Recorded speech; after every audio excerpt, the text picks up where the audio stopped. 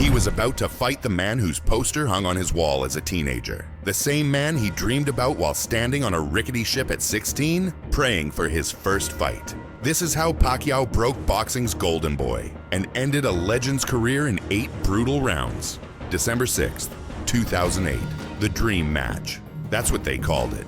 And for Manny Pacquiao, it literally was. Oscar De La Hoya wasn't just another opponent. He was the opponent. 6th Division World Champion, pay-per-view superstar, the man who had faced Mayweather, Mosley, Trinidad, Hopkins, and Julio Cesar Chavez. A resume so stacked it reads like a boxing Hall of Fame ballot. And Pacquiao, he was about to step into the ring with his childhood idol. But the boxing world wasn't buying it. The size difference was absolutely ridiculous. This fight was scheduled at 147 pounds. Before this, Pacquiao's highest weight class was 135 pounds, and he'd only jumped up to that division for one fight. He was naturally a 130-pounder being asked to fight a legitimate welterweight. De La Hoya would have advantages in height, reach, and raw physical strength. His piston-like jab was one of the best in boxing history. He was a surgical boxer puncher who could break you down round by round, then finish you when he smelled blood.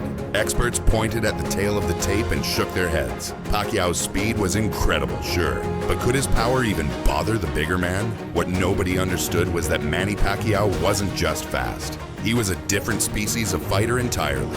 Round 1 began his guard, clean, powerful, unexpected. Both fighters now had something to worry about. Freddie Roach, Pacquiao's legendary trainer, the man who took a chance on Manny when nobody else would, gave simple but crucial advice between rounds. Stay off the ropes. Pacquiao listened, and then he evolved. In round 2, Manny started rebounding off the ropes with looping left hands that cracked Oscar's chin. Pacquiao discovered the pattern. Whenever Oscar moved to his left to cut off the ring, that was the moment to attack. So Manny baited him. He let De La Hoya think he was cutting off the ring successfully, then exploded forward with combinations that landed flush. He even countered Oscar's famous jab with a lead uppercut, one of the hardest and most beautiful counters in all of boxing. By round 3, Oscar's corner was panicking. Nacho Beristain, one of the greatest trainers in boxing history, told Oscar to stop walking in without jabbing and to mix in body shots. Oscar listened. He doubled and tripled up on short jabs. He targeted Pacquiao's body. For a moment, the golden boy looked like himself again. But here's the thing about Manny Pacquiao. He's pathologically competitive. Every time Oscar landed a body shot, Pacquiao immediately returned the favor. Like that friend who has to one-up every story you tell. He refused to let Oscar feel good about anything.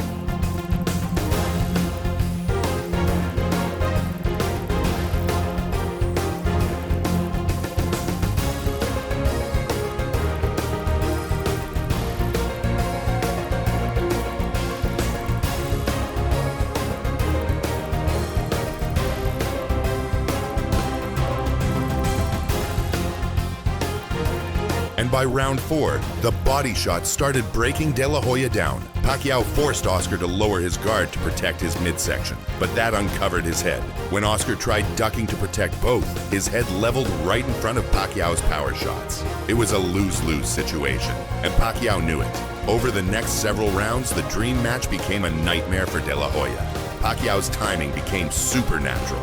He'd hop off his front foot to reload punches, giving extra power to his second shot even though it traveled a shorter distance. This bizarre footwork completely neutralized Oscar's jab, the weapon everyone thought would dominate the fight. He'd suddenly stop circling, change direction, and attack from impossible angles. De La Hoya never had time to set his feet and throw with any real venom. The Golden Boy was getting outworked 3-1 in power punches. By round 7, something unthinkable happened. Manny Pacquiao was backing up Oscar De La Hoya. The man who had never ducked a fight in his life was being walked down by the smaller fighter. The legend was fading in real time. When Oscar allowed himself to be pushed into a corner, Pacquiao actually paused. He seemed almost incredulous. Maybe he suspected a trap, or maybe it was simply hard to believe he was pulverizing the man whose poster once hung on his wall. But Manny collected himself and pressed forward. What followed was a massacre. Oscar ate an entire fight's worth of punches in under a minute. When he finally escaped the ropes, he had to reach out and steady himself just to stay upright.